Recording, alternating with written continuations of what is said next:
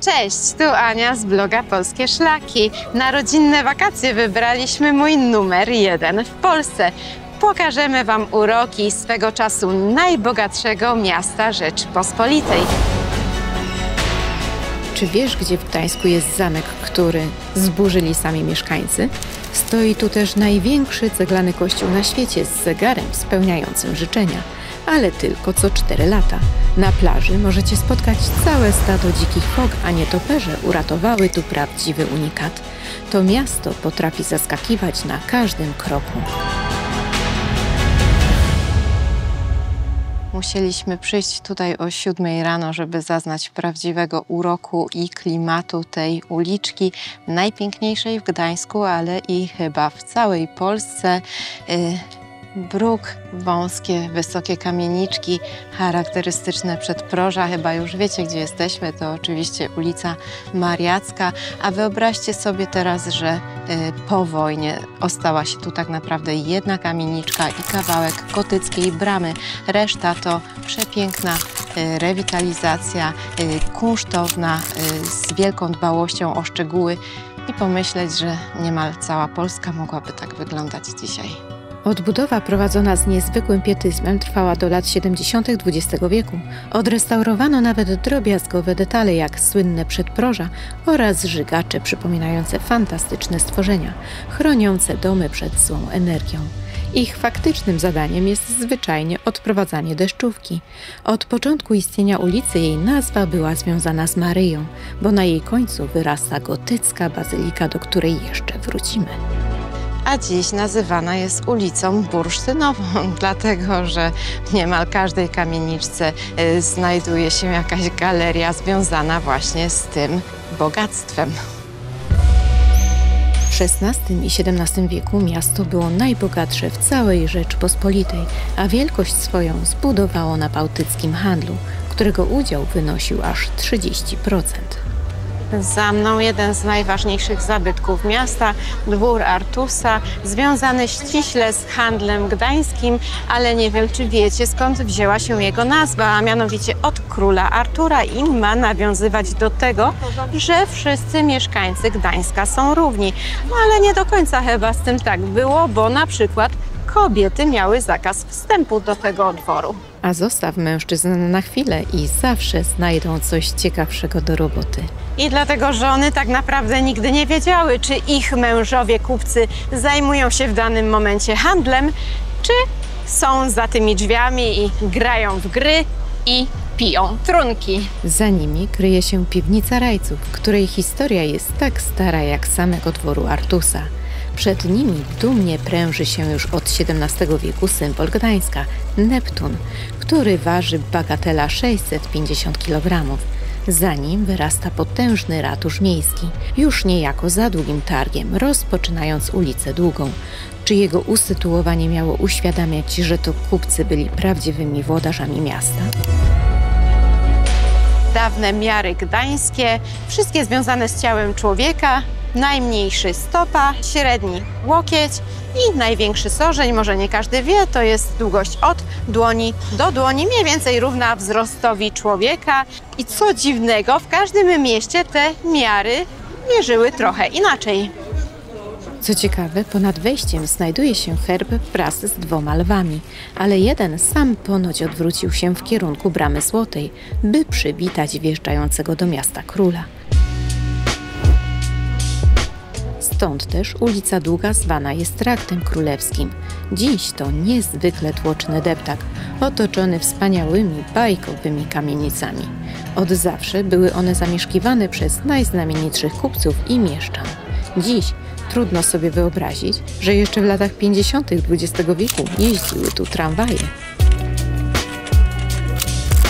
Za mną w słońcu lśni zielona brama. Zwróćcie uwagę, że cegła, z której jest zbudowana, jest maleńka, mniejsza niż typowe nasze cegły. Dlaczego tak jest? Buduje ją zagraniczna cegła. Ale po co sprowadzać zagraniczną cegłę? No po prostu ona i tak przypływała tutaj nad Motławę jako balast holenderskich statków, no i po prostu już ją wykorzystano. Wybudowano z niej reprezentacyjną bramę, w której mieli nocować wizytujący Gdańsk królowie, lecz w praktyce żaden monarcha nigdy tutaj nie rezydował. Wyjątkiem była tylko królowa Maria Ludwika Gonzaga, ale wtedy nie była jeszcze królową, bo jechała właśnie na swój ślub. Znamienne jest, że była żoną aż 2 polskich władców, Władysława IV i Jana Kazimierza. Tu już mamy nasze cegły, zobaczcie jakie potężne, a na niej odbicie łapki psa. Podziwiać ją możecie przy hotelu Radisson Blu na ulicy Powroźniczej, a sam ślad piesek zostawił podobno już w XIV wieku, czyli mniej więcej wtedy, gdy na brzegu rzeki wyrastały mury zamku. Przy okazji zostaw i ty ślad w postaci łapki w górę. Jestem przekonana, że Gdańsk nie kojarzy Wam się z zamkiem, ale taki oto właśnie tutaj mamy. W XIV wieku został wybudowany przez Krzyżaków. Nie powstał zbyt długo, bo już w kolejnym stuleciu gdańszczanie go zniszczyli, ale ostały się mury i z baszty przekształcono w kamienicę, a my właśnie w tych wnętrzach teraz siedzimy w bardzo eleganckiej restauracji Port Fromage, który słynie oczywiście z serów, które występują tu w ilości dość dużej. Niesamowite jedzenie, niesamowita kultura jedzenia sera. Ja mam łososia, Łukasz ma lasagne, a Dominika ma carbonarę, która jest tutaj podawana w sposób szczególny. Wykańcza się ją na naszych oczach. Ciekawa opowieść, no coś wspaniałego.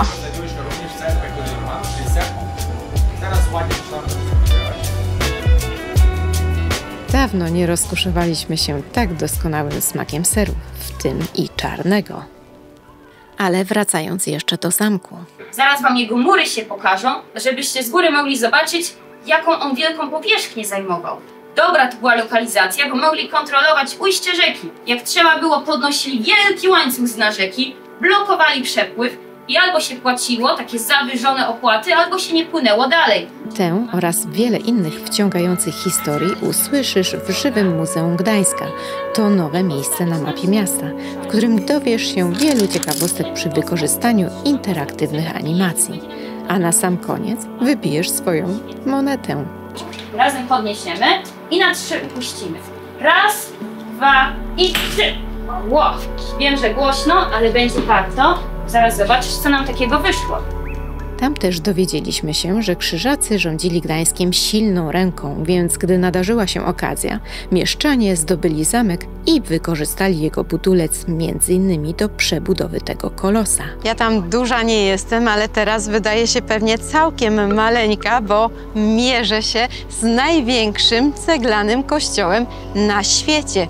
U nas, w Polsce, w Gdańsku. Taki właśnie kościół stoi. Bazylika Mariacka może pomieścić w środku 25 000 wiernych. Dla porównania na stadion Gdańsk Arena wejdzie nieco ponad 40 000 widzów. A w środku cud średniowiecznej techniki. Zegar astronomiczny mierzący ponad 14 metrów wysokości powstał w XV wieku i kiedy powstawał, również był największy na świecie. Co ciekawe, codziennie o 12 daje przedstawienie, a jeśli zobaczysz je 29 lutego, to na pewno spełni się każde Twoje życzenie. Białe wnętrza kościoła tylko potęgują wrażenie ogromnej kubatury. Potężne filary dźwigają niezwykłe sklepienie o gęstym układzie żeber, charakterystycznym dla późnogotyckiej architektury.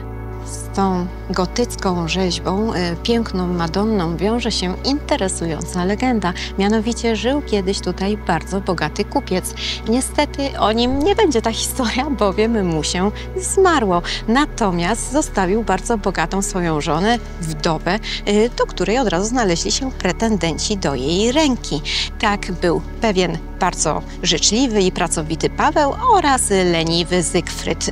Zygfryd postanowił być sprytny i chciał zabić Pawła oczywiście. Niestety tak niefortunnie się stało, że potknął się i wbił nóż we własne plecy. Wyglądało to tak nieprawdopodobnie, że nikt nie uwierzył, że nie zabił go Paweł.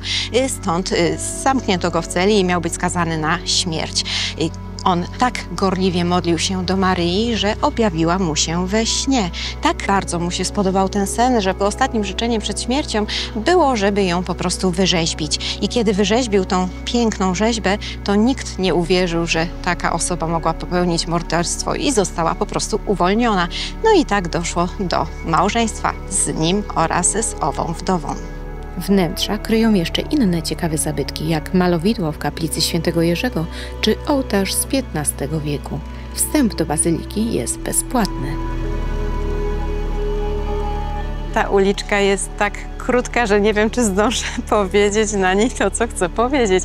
To ulica Plebania, najkrótsza podobno w Gdańsku, ma 31 metrów, choć gdy spojrzy się na mapę, to się wydaje, że to Różana jest krótsza, ale wszyscy twierdzą, że właśnie ta jest stara, bo została wytoczona w XIV wieku, wtedy, kiedy wzmiankowano właśnie bazylikę, ceglany kolos, który nade mną właśnie góruje, a podobno w ogóle najkrótsza uliczka w Polsce to ulica Samborska w Warszawie. No i zdążyłam jednak powiedzieć swoje. Super jest to króliś, ma uszy długie, fajne. Super, mi się bardzo podoba. No właśnie, bez wypany. Wybornie, że trafiliśmy na jarmark Świętego Dominika, sławny na całym świecie. Tradycja jarmarku ma 750 lat, gdy został on ustanowiony przez papieża Aleksandra IV.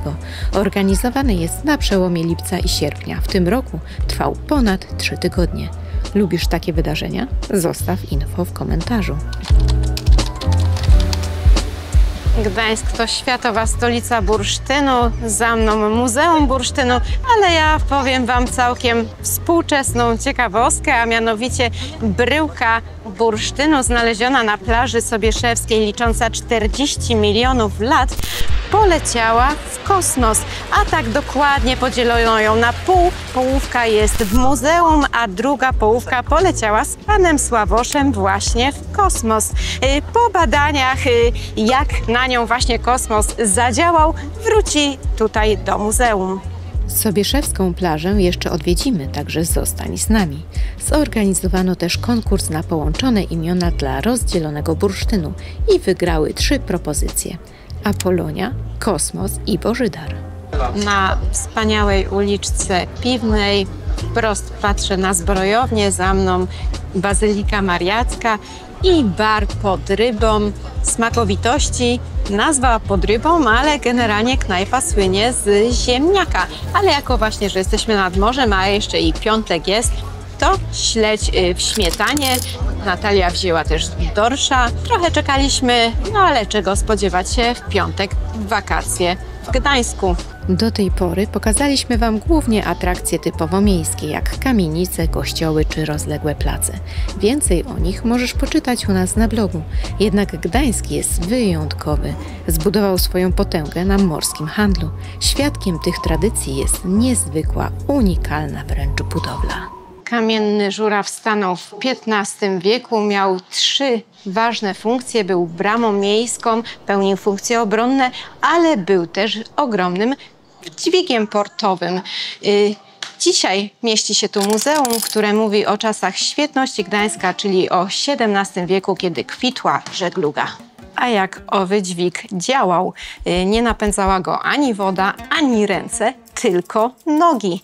Głównym motorem napędowym było to oto koło. 4 mężczyzn chodziło w kole i potrafiło unieść ładunek ważący 2 tony. Ilekroć przypływał pod jego liny jakiś statek z towarem, rozpoczynała się ich wędrówka, a towarzyszyli im tragarze. Ci musieli przenieść 150 worków, żeby zarobić 1 srebrnego szelonga. Co mogli kupić za niego? Niezwykle skromny obiad, składający się z kawałka chleba i piwa. W XVII wieku każdy statek, który zawijał do Gdańska, musiał płacić różne opłaty, m.in. latarniowe czy mostowe. Najbardziej jednak znane i najstarsze to było tak zwane palowe, czyli cło wdrożone przez Krzyżaków w XIV wieku. I ono zależało od tego, co statek wwoził. Kapitan musiał wcześniej ustalić swój ładunek, on właśnie był oclony i później było testowanie, sprawdzanie ładunku. Jeśli cokolwiek było niezgłoszone, to po prostu miasto mogło taki ładunek przejąć na własne dobro. No i przestajemy się dziwić, że gdańszczanie przegonili stąd Krzyżaków. Wyobraźcie sobie, że jesteśmy w wielkim magazynie. No dobra, dawnym magazynie. Dawniej, gdzieś około XVI wieku, był to największy kompleks magazynowy Europy. Przechowywano w nim wszelkie dobra ze zbożem na czele, którymi handlowano z całą Europą. W średniowieczu miasto nękane było przez liczne pożary, a dodatkowo te magazyny stanowiły prawdziwy skarbiec. Dlatego postanowiono sztucznie utworzyć tutaj wyspę. Tak właśnie powstała wyspa Spichrzów, na którą nie wolno w ogóle było wnosić ognia, a dodatkowo w nocy spuszczane były psy, które chroniły tego dobytku. Stało na niej wówczas 300 spichlerzy. Przez wieki zmagały się z powodziami, zmagały się z pożarami, ale tak naprawdę dopiero najgorsze przyszło podczas II wojny światowej, kiedy zostały zniszczone niemal wszystkie. W całości ostały się tylko 3: Stefan, Deo i Wisłoujście. Dzisiaj są odbudowywane, ale zachowały co prawda kształt, ale już w takiej bardziej nowoczesnej formie i dzisiaj jest to przepiękne centrum turystyczne. Jak widzicie, tłumy się przewalają, ale jest naprawdę pięknie i klimatycznie. Co ciekawe, kiedyś spichlerze nie miały numerów, ale egzotyczne nazwy jak Holandia, Jerozolima, Lubeka, ale też Papuga, Słoń lub Wieloryb. Aktualnie powstają tu głównie restauracje, biura i apartamentowce. W jednym z nich mieliśmy przyjemność spać, z wyposażoną kuchnią i, co cenne w tak dużym mieście, parkingiem. W dawnych spichlerzach na sąsiedniej wyspie Ołowiance polecamy wejść do Narodowego Muzeum Morskiego. Są tam niezwykle cenne wystawy związane z historią naszej żeglugi i budowy statków od czasów najdawniejszych. Dębowa dłubanka, która ma 1000 lat, ale to i tak jest już zaawansowana, bo pierwsza łódź wyglądała tak. Przez czasy potęgi gdańskiej aż po XX wiek. Zdziwiliśmy się, jak można ciekawie opowiedzieć o dziejach marynarzy, bitew morskich i okrętów. Są to jednak dla nas, szczurów lądowych, tematy dość odległe.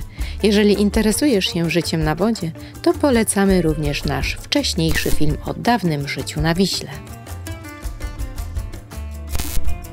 Weszliśmy też na pokład statku Sołdek, który przycumował vis-a-vis Żurawia. Jest to parowiec, pierwszy statek pełnomorski zbudowany po II wojnie światowej w Polsce. Był on prototypem dla 29 innych małych masowców wybudowanych w Stoczni Gdańskiej. Służył do 1981 roku, odbywając łącznie niemal 1500 rejsów pełnomorskich. To jedyny na świecie rudowęglowiec z napędem parowym, który przetrwał do dziś. Przyjemnie było penetrować jego liczne zakamarki i schodki. A czy dopłynął on kiedyś na Wyspę Sobieszewską? Natura i częściowo ręka ludzka stworzyły tą piękną wyspę, której jeszcze 150 lat temu nie było. W 1840 roku Wisła postanowiła sobie zmienić ujście, a to dlatego, że był wielki zator lodowy na rzece i zamiast swojego standardowego pierwotnego ujścia w stronę zachodnią popłynęła prościutko na północ do morza. Ówczesny świadek tego zdarzenia, Wincenty Pol, polski geograf, opisał to i nadał jej nazwę Wisła Śmiała. Ale i tak były to tereny zalewowe, dość kłopotliwe, więc pod koniec XIX wieku człowiek postanowił zadziałać swoją ręką i przekopał nowy przekop w stronę Bałtyku. Tak powstała wyspa. Ten przekop kopano 4 lata. Dzień i noc tylko łopatą. W południowej części przekopu stworzono śluzę, dzięki czemu ten dawny fragment jest dalej żeglowny, ale już tylko dla małych jednostek. Nazywa się dzisiaj Martwą Wisłą i jego ujście ma miejsce w okolicach Westerplatte. Jest tam również Fort Wisło-Ujście, najstarsza fortyfikacja nadmorska na polskim wybrzeżu. Budowla zapoczątkowana jeszcze przez Krzyżaków, kiedy stojąca tutaj drewniana wieża strzegła statków na Wiśle. Dziś na wyspie jest około 15 km cudnych, mniej zatłoczonych plaż. Nieopodal najmłodszego przekopu i aktualnego ujścia królowej naszych rzek zadomowiły się niesamowite ssaki. Są cenne i rzadkie, dlatego musimy do Mewiej Łachy dojść pieszo, brzegiem kanału wykopanego 130 lat temu. 3 km spacerku i jesteśmy na platformie. Niestety pieszo dalej iść nie można, jest zamknięta trasa, bo to rezerwat, ale jak popatrzycie za mną, to jest całe stado fok szarych, wygrzewają się na słoneczku, które akurat zaszło, ale na samym krańcu plaży. Można tam jedynie dopłynąć statkiem. Jak widzicie, statki do samej plaży nie dopływają, ale na pewno mają lepszy widok niż my w tym momencie. Dlatego posłaliśmy tam ziemowita, zachowując przy tym odpowiedni dystans dla spokoju i bezpieczeństwa zwierząt.